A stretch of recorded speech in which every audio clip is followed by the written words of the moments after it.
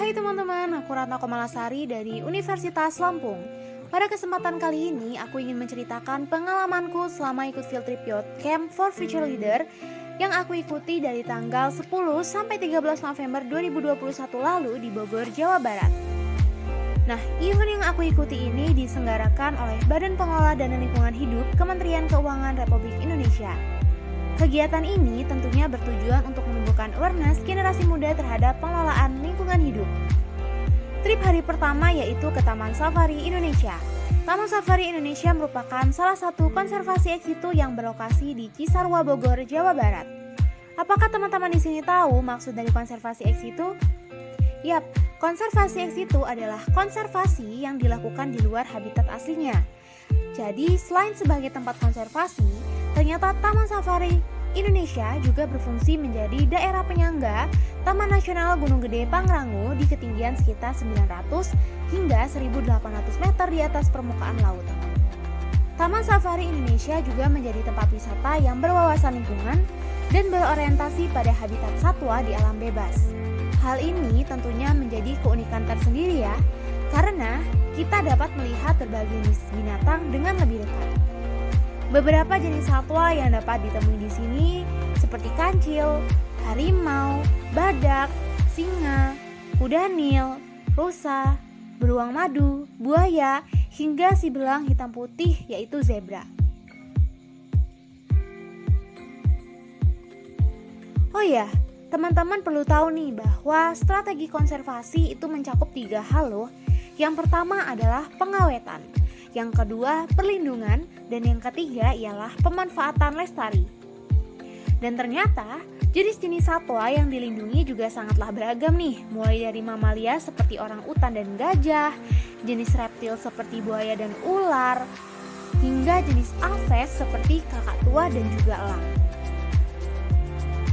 Dan satu hal lagi yang menarik dari Taman Safari Indonesia, teman-teman juga dapat berjumpa dengan hewan lucu dari Cina. Hayo, bisa tebak? Yap, siapa lagi sih kalau bukan si panda? Hewan ini identik dengan makanannya yaitu bambu. Di sini terdapat sepasang panda mengemaskan yang bisa teman-teman jumpai. Biasanya 12 hingga 16 jam yang dimiliki panda digunakan untuk makan loh. Lucu banget kan?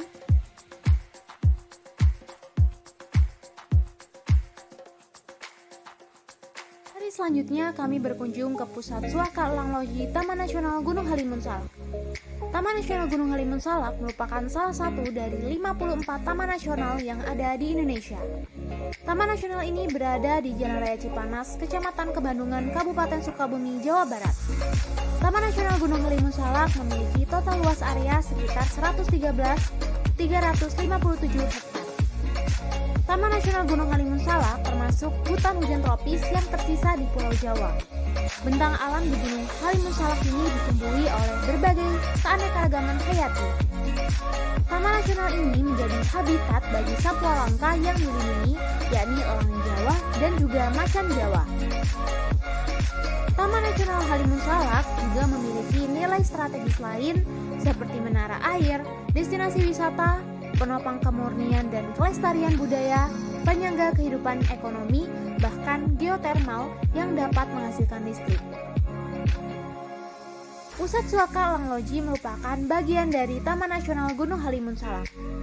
Memiliki visi menjadi pusat penelitian dan rehabilitasi burung pemangsa pegunungan yang berskala internasional.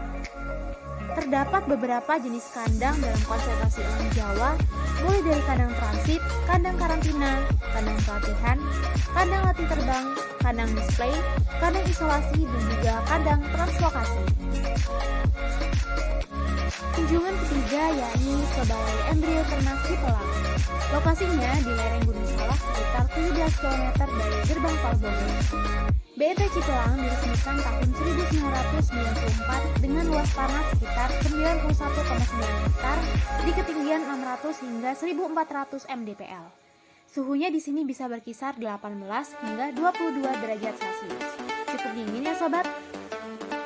Nah, beberapa jenis kegiatan yang ada di sini ialah produksi embrio, distribusi dan transfer embrio, penyebaran dan pemanfaatan ternak hasil embrio, dan pengembangan ternak aplikasi produksi dan transfer embrio.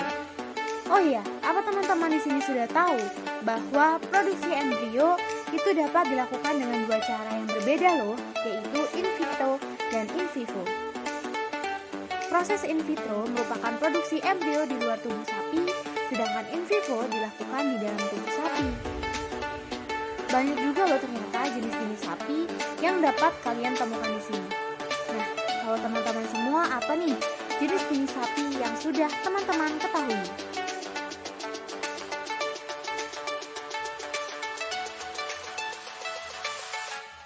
Yap, kalau di sini ada berbagai jenis sapi mulai dari limosin, yang bercorak putih di kepala yaitu simental, yang warnanya hitam legam yaitu angus, sapi gagah berpunuk bernama Brahman, ada juga Wagyu dan Belgian Blue. Kalau teman-teman di sini mau melihat yang agak melokal, teman-teman bisa menengok sapi Madura, sapi Bali, dan juga sapi Aceh. Nah, pelaksanaan aplikasi transfer embrio ini memiliki banyak sekali manfaat, seperti dapat menghasilkan sapi dengan bibit unggul dalam waktu yang singkat, mutu genetik yang sama dengan bibit impor, harga yang cenderung lebih murah daripada sapi impor, dan sudah dapat beradaptasi dengan iklim yang ada di Indonesia. Bumi kita ini hanya satu, maka jangan jadikan itu sebagai tempat sampah, karena kelestarian bukan hanya tugas pemerintah, tapi tugas kita semua.